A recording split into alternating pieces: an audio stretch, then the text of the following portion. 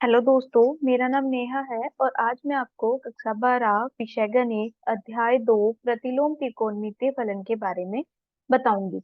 आज की video part 3। देखो, पार्ट 3 में हम जानेंगे कि देखो, इससे पहले हमने क्या पढ़ा था कि जो त्रिकोणमितीय फलन है उसका जो पहला भाग है क्या है। पहला फलन क्या होता है? साइन फलन। तो उसका प्रतिलोम फलन के बारे में जाना था कि वो साइन फलन का प्रतिलोम फलन क्या होता है और उसकी प्रांत और परिसर क्या होता है। इसी प्रकार अब हम देखेंगे कि जो हमारा त्रिकोणमितीय फलन है कोसाइन, ठीक है, उसका प्रतिलोम फलन क्या होता है, मतलब inverse trigonometric function of cosine, और उसके प्रांत और परिसर के बारे में भी चर्चा करेंगे। ठीक है, तो आज का वीडियो प्रारंभ करते हैं। देखो, हमारे पास क्या है? दूसरा जो फलन है कोसाइन, मतलब त्रिकोणमितीय फलन कोसाइन का प्रतिलोम फलन। ठीक है, inverse trigonometric function of cosine. तो देखो क्या होता है ना कि साइन फलन जो आपके पास था उसी के समान आपके पास कोसाइन फलन भी एक ऐसा फलन है जिसका प्रांत वास्तविक संख्याओं का समुच्चय, मतलब साइन और कोसाइन क्या होते हैं, एक दूसरे से एक जैसे से ही होते हैं लगभग। ठीक है, इसकी प्रांत भी आपकी वास्तविक संख्याओं का समुच्चय होता है, और जो परिसर होता है, जैसे साइन का परिसर -1 से 1 था, इसी प्रकार इसका परिसर जो है वो समुच्चय -1 से 1 है। ठीक है, यदि हम कोसाइन फलन के प्रांत को अंतराल 0 से पाई में सीमित कर दें तो यह परिसर -1 से 1 वाला एक एकेकी तथा आच्छादक फलन हो जाता है। देखो हम क्या करते हैं, जैसे हमारे पास एक फलन होता है साइन, जब उसके प्रतिलोम फलन की बात करते हैं तो उसके प्रांत और परिसर के बारे में देखते हैं, है ना। तो हमने इससे पहले वाले उसमें जो वीडियो में देखा था कि जो साइन फलन था, हम उसमें क्या कर देते हैं, उसको एक छोटे छोटे अंतरालों में उसको क्या कर देता है, सीमित कर देता है। तो इस वक्त इसी प्रकार हमने साइन का देखा था कि वो -π/2 से π/2 एक अंतराल में हमने उसको सीमित कर दिया था। ठीक है, इसी प्रकार हमने कोसाइन को क्या करा, 0 से पाई के एक अंतराल में सीमित कर दिया। इससे फायदा क्या हो जाता है कि हमें उसकी जो मुख्य मान शाखा होती है वो प्राप्त हो जाती है। ठीक है, इससे हम जो हमारे आगे प्रश्न वगैरह होते हैं हम उनको आसानी से हल कर सकते हैं। तो वही हमने यहाँ पर करा, इसे 0 से पाई में हमने सीमित कर दिया।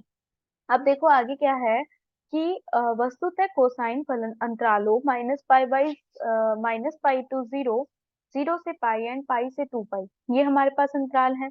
ठीक है, ये इसमें बटा हुआ है।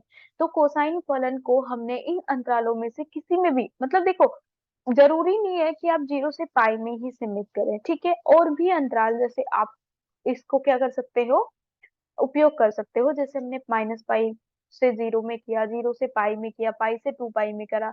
ठीक है, इस प्रकार से अगर हम इसको सीमित कर दें तो हमें क्या होता है, देखो सीमित होने से जो परिसर है -1 1 वाला एक एकेकी, इसमें एकेकी तथा आच्छादी, एकेकी आच्छादी मतलब बाइजेक्टिव फलन हमें प्राप्त होता है। ठीक है, मतलब जो हम उसको सीमित कर दे रहे हैं इन अंतरालों में, उससे क्या हो रहा है, उसका जो, ये तो क्या था, उसके अंतरालों, सॉरी, प्रांतों को हमने क्या करा, सीमित कर दिया। तो उसके जो परिसर है -1 से 1, ये कैसा है, एक एकेकी आच्छादक फलन होता है। ठीक है, इस अंतराल में। ठीक है, तो अतः हम इनमें से प्रत्येक अंतराल में कोसाइन फलन के प्रतिलोमों को परिभाषित, अब देखो हमें पता है कि कोई भी फलन, ठीक है, किसी भी फलन का जो प्रतिलोम फलन होता है उसका अस्तित्व सिर्फ तभी होता है तब वो फलन अपने प्रांत और परिसर में एकीकृत तथा आच्छादक हो, है ना।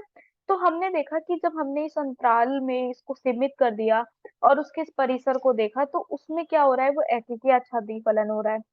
ठीक है, तो अगर हमें पता चल गया कि ये फलन एकेकी तथा आच्छादित है, तो इसका मतलब क्या हुआ कि कोसाइन फलन के प्रतिलोम का अस्तित्व हुआ। तो यही तो इसमें भी यही बताया गया है कि हम इनके इस अंतराल में कोसाइन फलन के क्या कर सकते हैं, प्रतिलोम फलन को परिभाषित कर सकते हैं। ठीक है, तो हम कोसाइन फलन के प्रतिलोम फलन को, और देखो, परिभाषित कर दिया, और हम कैसे दिखाते हैं, उसे निरूपित कैसे करते हैं, वो हम करते हैं कॉस इनवर्स, मतलब कॉस की घात जब -1 हो जाती है उसको हम कॉस इनवर्स करते हैं।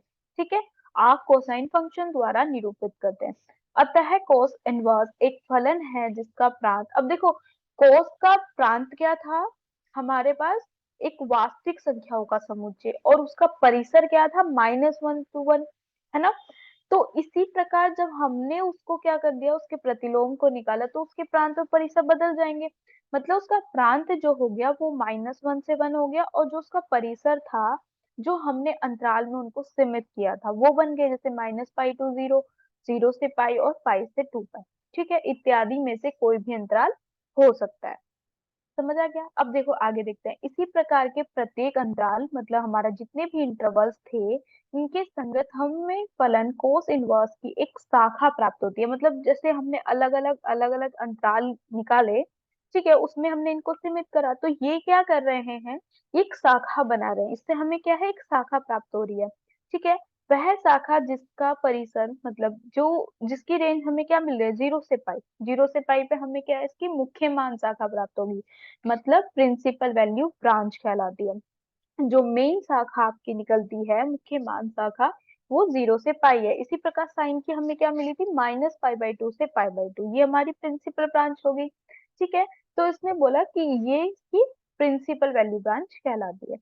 और साथ में ही हमें क्या बताया, और हम लिखते हैं कि कॉस इनवर्स -1 से 1 में से 0 से पाई में जो हमें प्राप्त हो रहा है, ठीक है, कॉस इनवर्स -1 ये क्या है, इसकी प्रांत होगी।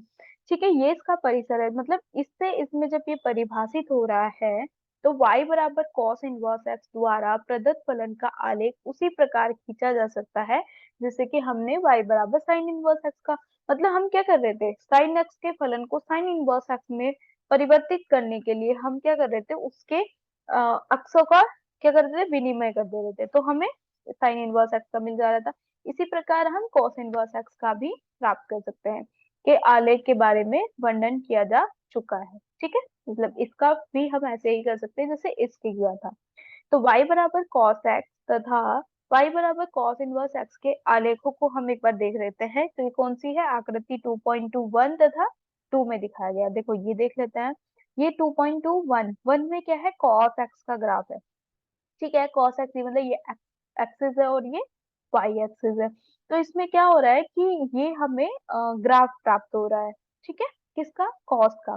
इसी प्रकार जब हम इसके अक्षों का विनिमय करके, ठीक है, और cos इनवर्स का बनाते हैं, तो cos इनवर्स में देखो ये -1 से 1 में इसके क्या मिल रहा है, हमें परिसर मिल रहा है, और ये क्या था, इसका प्रांत था। लेकिन इसमें जो हम cos इनवर्स एक्स का बनाते तो उल्टा हो जाता है।